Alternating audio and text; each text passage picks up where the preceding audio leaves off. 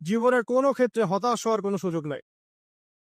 আজকে পারিবারিক ভাঙন বলেন, ব্যক্তি পর্যায়ের আত্মিক ধ্বংসই বলেন, সমাজের বিপর্যয় বলেন, যাই বলেন, পিছনে একটা বড় কারণ আছে।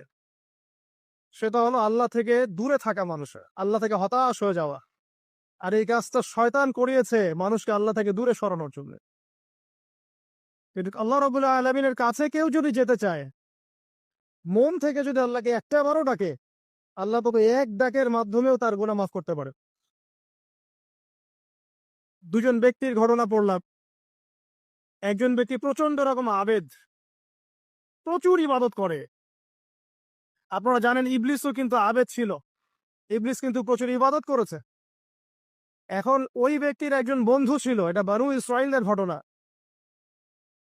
তো সেই বন্ধু পাপী ছিল, বিভিন্ন কবিরা গুনাহ করত।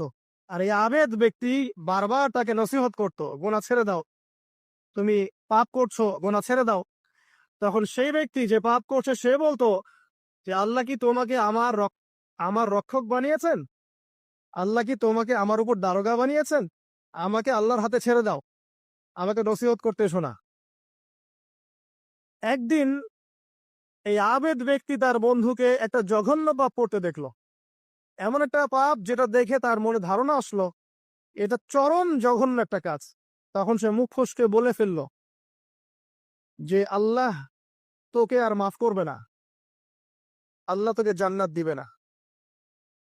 আল্লাহ রাব্বুল আলামিন দুজন মালাকুল মাউতকে এই দুজনের কাছে পাঠালেন, দুজনের রূহকে কবজ করা হলো।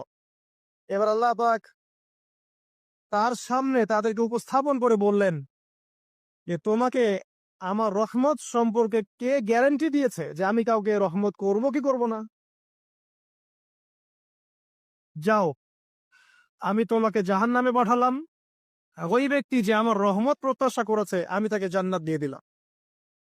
দেখুন, এই হাদিসটা শুনলে মনে হয় বাহ্যিক হয়তো বা মুখের একটা কথার কারণেই সে জাহান্নামে চলে গেল। আসলে বিষয়টা এমন নয়। বিষয়টা আমি আপনাকে বোঝাচ্ছি। বিষয়টা হচ্ছে ইবলিসের মতো। ইবলিস কিন্তু শুধু মন থেকেই বলেনি যে খলাকতানি মিন নার ওয়া খলাকতাহু মিন তিন, আমি কেন তাকে সিজদা করব আদমকে? আদম তো মাটির তৈরি আর আমি তো আগুনের তৈরি। এটা ইবলিসের শুধু মৌখিক স্টেটমেন্ট ছিল না, কারণ কি ছিল? আবা ওয়াস্তাকবার, সে উদ্ধত হয়েছিল, অহংকার প্রদর্শন করেছিল। ভিতর থেকে ইন্টারনালি সে অহংকারী ছিল, সে আন্ডার এস্টিমেট করে কথাটা বলেছে, শুধু মৌখিকভাবে বলে নাই। কিন্তু ঠিক এই ব্যক্তির ঘটনা এমনই, সে মন থেকে অহংকারী হয়ে উঠেছিল, যদিও বা সে আবেদ ছিল।